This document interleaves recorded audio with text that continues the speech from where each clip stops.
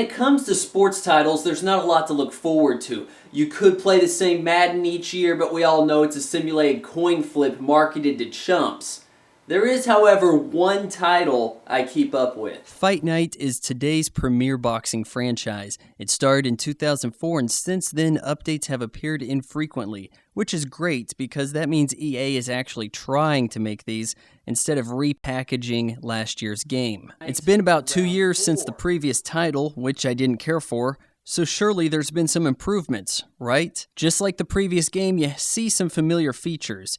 There's an uneventful legacy mode, but with improved minigames. The analog stick punching controls are actually useful this time, and not entirely mandatory. The graphics are much better, with dynamic lighting effects used in places your boxer might actually be standing. And the fighting actually looks and feels like boxing. Gloves glance off shoulders and forearms just like you'd expect in an actual fight. The system still favors counterpunching, like somehow a counterpunch is magically stronger than any other haymaker, but this is understandable since you don't want matches over the first time Tyson hits you in the face. The real star of the show is the champion mode. Here players take on the role. Yes, this is a narrative of Andre Bishop, a promising middleweight. Andre weaves a web of destruction on his way up the ranks, but a corrupt promoter is able to set him up for a crime. Andre spends the next 5 years in prison where he becomes some combination of Kimbo Slice and LeBron James. Once free, he's a heavyweight, hell-bent on revenge, which you have the pleasure of granting him. Now the story itself is basic, but I feel for Andre. He's more personable than all the losers in Final Fantasy XIII. Andre's bouts play out with real drama, thanks to the unique scenarios each present. Judges and refs may be bribed. One fighter may have a stamina-sucking clinch. Bottom line, you have to use varied tactics. At one point, I actually knocked a punk out, but because I didn't do it the way Trainer Gus said so, I had to restart the fight. And as always, I beat the game before I review it. That way, I can give you some tips on the boss fight. Isaac Frost is a 6'7" white dude. Well, I'm assuming he's white. He's got enough shiny black ink that he might be part shark. With a mean everything.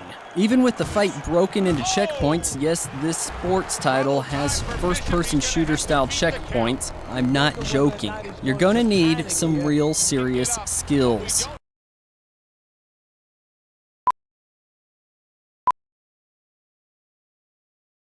Shake weight of skills.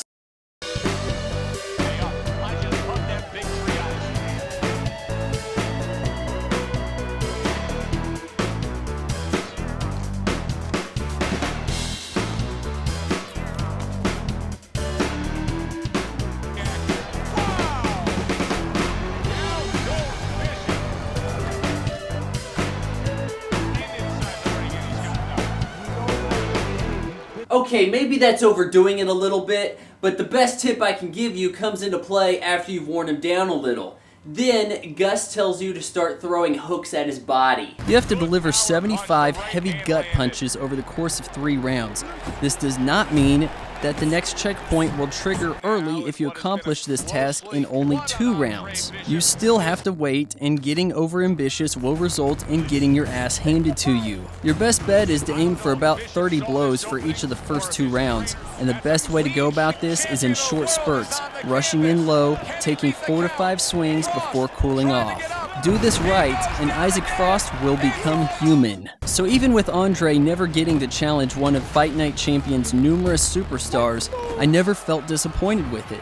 Champion Mode is bar none the best single-player experience I've had in a sports title. There are some faults with this game. For one, some content can only be purchased with real American dollars. You can't do a prison fight with friends, which I was looking forward to, and the frame rate will drop like crazy during replays and cutscenes, especially if you play in HD. Oh, but even worse than that, here's the real McCoy right here, baby.